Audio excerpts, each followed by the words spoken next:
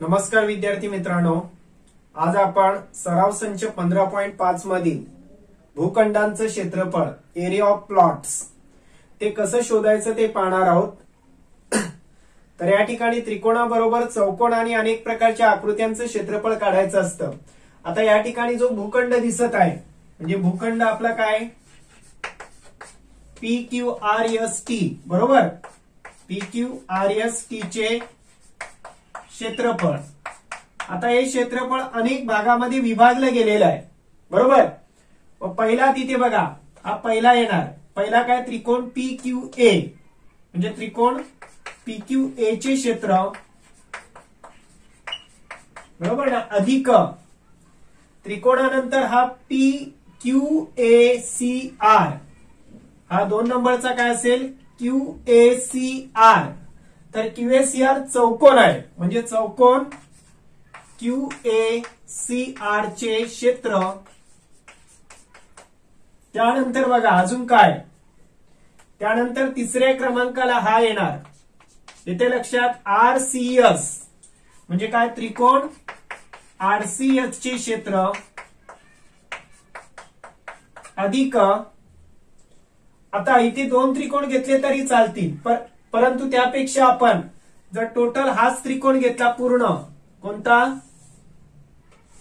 असा, तर याचा PS पाया होईल आणि BT उंची होईल बरोबर। म्हणजे 2 त्रिकोण न घेता डायरेक्टली त्रिकोण काय घ्या STP, त्रिकोण STP चे क्षेत्र, या 4 क्षेत्रांची बेरीज म्हणजे आपल्या भूखंडाचं काय असेल क्षेत्रफळ। आता प्रत्येकाची किंमत आपण काढूया बरोबर। आता बघा पहिलं काय घेऊ आपण, त्रिकोण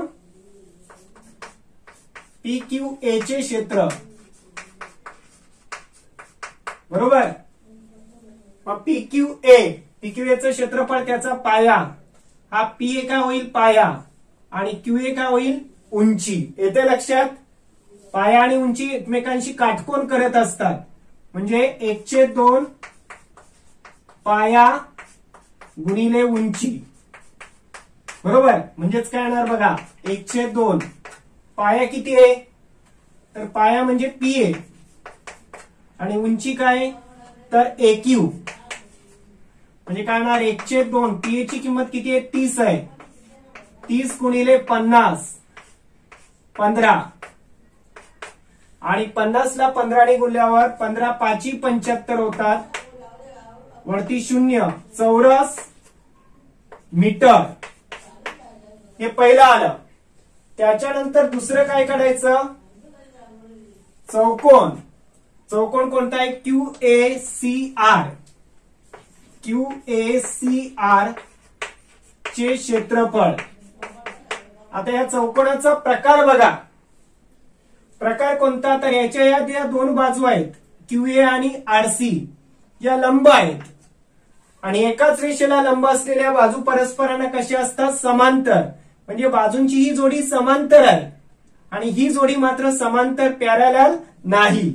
म्हणजे जेव्हा चौकोनाची एकच जोडी समोरासमोरील बाजूंची समांतर असते तेव्हा त्याला काय म्हणतात समलंब चौकोन। म्हणजे हा कोणता चौकोन आहे समलंब, येथे लक्षात।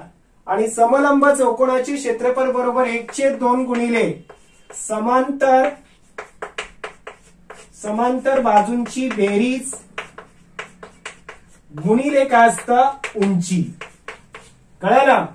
मग आता 1/2 कोणत्या बाजू समांतर आहेत त्यांची बेरीज करायची, तर QA आणि RC म्हणजे QA अधिक काय करणार आपण RC करणार, येते लक्षात। आणि त्याला उंची म्हणजे काय, त्या समांतर बाजूमधील अंतर किती आहे ते AC आहे गुणिले AC। आता किमती टाकूया, चला QA ची किंमत किती आहे 50 आहे, RC ची किंमत किती आहे बघा 25 आहे आणि उंची AC किती होणार तर 30 अधिक 30 बरोबर ना, 30 अधिक 30 मिळून AC होईल म्हणजे 30 अधिक 30 बघा 1/2 गुणिले, आता 50 आणि 25 75 गुणिले 60, आता परत 2 ने भाग द्या, 60 ला 30 75 गुणिले 30 किती येणार? शून्याचा 0, 3 5 15 5 7 1 3 7 21 आणि 1 22, 2250 चौरस मीटर. हे कोणाचं क्षेत्र आलं आता? 2 क्रमांकाला चौकोनाचं. बरोबर. आता बघा पुढे इथपर्यंत लक्षात आला. आता तिसरा कोण आहे?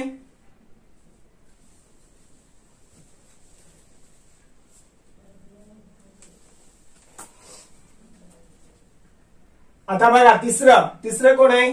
तिसरा त्रिकोण RCS. त्रिकोण RCS चे क्षेत्रफळ. बरोबर. चला 1/2 पाया काय? त्याचा बेस CS आहे, खालची बाजू CS. आणि उंची किती आहे बघा? उंची आहे RC. CS गुणिले RC. चला किमती टाकूया. 1/2 CS किती आहे बघा? CS 60 आहे आणि RC किती आहे? तर 25 आहे. आता इथे 30 भाग लावा, व्यतिरिक्त 30चा म्हणजे 30 गुणिले 25 किती होणार? 25 त्रिक 75, 750 चौरस मीटर. कळलं? आणि आता चौथ्या क्रमांकाला टोटल PST. बरोबर ना? त्रिकोण PST चे क्षेत्रफळ. बरोबर. आता काय येणार? 1/2 गुणिले. चला आता PS किती आहे? तर PS बघा 30 अधिक 30 अधिक 30 अधिक 60. टोटल P पासून S पर्यंतच्या किमती घ्या. 30 अधिक 30 अधिक 30 अधिक 60. सॉरी इथे PS घ्यायचा होता. PS गुणिले उंची किती आहे? पाया PS घेतला तर उंची काय होईल? BT. बरोबर ना? आता PS ची किंमत किती आली? ही आली. आणि BT ची किंमत किती आहे बघा? BT म्हणजे उंची 30 आहे. बरोबर. म्हणजे 1/2 गुणिले. चला यांची बेरीज करूया आपण. 90 आणि 60 150. 150 गुणिले 30. आता इथे भाग लावा. 2 के 2 15चा भाग लागेल. आणि 150 गुणिले 15. 15चा वर्ग होईल ना? 15 गुणिले 15 225 आणि वरती 1 0 चौरस मीटर. आता चौथं पण क्षेत्रफळ आलं. आता भूखंडाच्या क्षेत्रफळासाठी आपल्याला या 4 किमतींची बेरीज करावी लागेल. पहिली किंमत किती आहे बघा? 750. दुसरी किंमत किती आहे? 2250. तिसरी किंमत किती आहे? परत 750. आणि चौथी किंमत किती आहे? परत 2250. बरोबर. आता बेरीज करूया. बघा 750 750 1500 होतील. बरोबर. आणि 2250 2 वेळा लिहूया आपण. 2250 2250. 0 5 दुने 10. परत 10शी 0 आजचा 1 4 5 6 किती होणार? 1000 चौरस मीटर. तर हे काय असेल? आपल्या भूखंडाचं क्षेत्रफळ असेल. बरोबर. तर अशा प्रकारे वेगवेगळ्या भागांचं क्षेत्र काढून त्यांची बेरीज करून आपल्याला भूखंडाचं क्षेत्रफळ काढता येतं. बघा तर मित्रांनो दुसरा प्रश्न आहे. याच्यामध्ये आपल्याला काय काढायचंय? तर चौकोन ABCDE या भूखंडाचे क्षेत्रफळ काढायचे. बरोबर. मग आता हे क्षेत्रफळ काढताना परत विचारात घ्या आपल्याला कोणकोणते भाग आहेत त्याचे. तर पहिला जो भाग आहे तो बघा. हा त्रिकोण काय येणार? ABE म्हणजे त्रिकोण ABE चे क्षेत्र. बरोबर. दुसऱ्या भागात हा त्रिकोण आहे इथला म्हणजे हा दुसरा त्रिकोण होणार. त्याचं नाव काय? CED. बरोबर. याचा पाया आणि उंची माहिती आहे ना? म्हणजे त्रिकोण CED चे क्षेत्र. आणि तिसरा त्रिकोण कोणता येईल? तर त्रिकोण येणार बघा. हा त्रिकोण आहे तिसरा. कळालं? याचं नाव काय येणार? BEC. त्रिकोण BEC चे क्षेत्र. या 3 क्षेत्रफळांची बेरीज केली की आपल्याला चौकोनाचं क्षेत्रफळ मिळेल. आता आपण काय करूया? प्रथम त्रिकोण एबीई, बीएई. आता बीएईचं क्षेत्रफळ काढायचं झालं तर आपल्याला जर काटकोन करणाऱ्या बाजू, एक बाजू बघा 24 आहे, पण आणि दुसरी बाजू ही आपल्याला ही दिलेली नाही, हा ही आपल्याला काढावी लागणार आहे. एई कळलं? मग एई काढावी लागणार, तर ती कशी काढणार? तर त्यासाठी बीएई हा काटकोन त्रिकोण आहे आणि कर्ण माहित आहे, काटकोणाच्या समोर हा कर्ण, 30 काय झाला कर्ण, हायपोटेनस, आणि काटकोन करणारी एक बाजू 24 आहे, दुसरी बाजू एई काढू शकतो आपण. म्हणजे काय करणार आपण, त्रिकोण बीएई मध्ये काय करणार, पायथागोरस सूत्रानुसार, पायथागोरस सूत्र वापरायचं. त्यानुसार काय घेऊ शकतो आपण, एबी वर्ग, काटकोन करणाऱ्या बाजू बघा, एबी वर्ग अधिक एई वर्ग, बरोबर, या काटकोन करणाऱ्या बाजू बरोबर कर्ण, कर्ण कोणता आहे, हायपोटेनस बी वर्ग, म्हणजे बी च स्क्वेअर. आता बघा एबी आपल्याला माहित आहे किती आहे, 24 आहे, म्हणजे 24चा वर्ग. एई किती आहे, तर काढायचा एई तसाच ठेवा, आणि एबी म्हणजे 30चा वर्ग बी. मग आता एई काढण्यासाठी काय करणार तुम्ही, एई वर्ग बरोबर काय करणार, 30चा वर्ग वजा 24चा वर्ग, बरोबर. मग 30चा वर्ग किती होतो, 900 होतो, आणि 24चा वर्ग किती होतो, 576, आणि यांची वजाबाकी जर केली तर ती 324 येते. एई वर्ग, एई वर्ग 324 आहे, म्हणून एई किती येणार, तर 324चं वर्गमूळ, कशाचा वर्ग आहे 324, तर 18चा, म्हणून याची किंमत किती येणार, एईची 18. आता एई तुम्हाला किती मिळाला, 18. आता एबी आणि एई म्हणजे पाया, याला जर तुम्ही बेस मानलं पाया, तर ही काय असेल, तुमची उंची असेल. मग एबीचं क्षेत्र काढू शकता ना, म्हणून त्रिकोण बीएई चे क्षेत्र बरोबर काय सूत्र आहे, 1/2 गुणिले पाया गुणिले उंची. बघा आता 1/2, पाया काय, पाया एबी घेतला तर उंची काय येईल, एई येईल. कळायला? आता तुम्हाला कळालं एई का काढला आपण, कारण एई काढल्याशिवाय आपल्याला पुढे जाता आलं नसतं. एबी किती आहे बघा, 24 आहे, आणि हा किती आहे, 18. आता 2 आणि 18 भागल्यावर 9, 9 ने गुणा, 9 चोक 36, 6 हातचा आले 3, 9 2 18 आणि 3 21, 216 चौरस मीटर.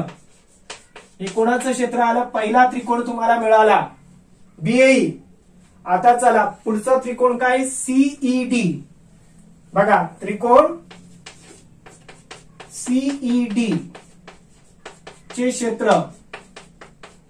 आता याचा पाया आणि उंची माहित आहे का बघा, जर सीई पाया मानला बरोबर, तर तो 28 आहे, आणि एफडी काय होईल, उंची, उंची लंब असते पायाला, एफडी आहे 16, म्हणजे पाया आणि उंची माहित आहे.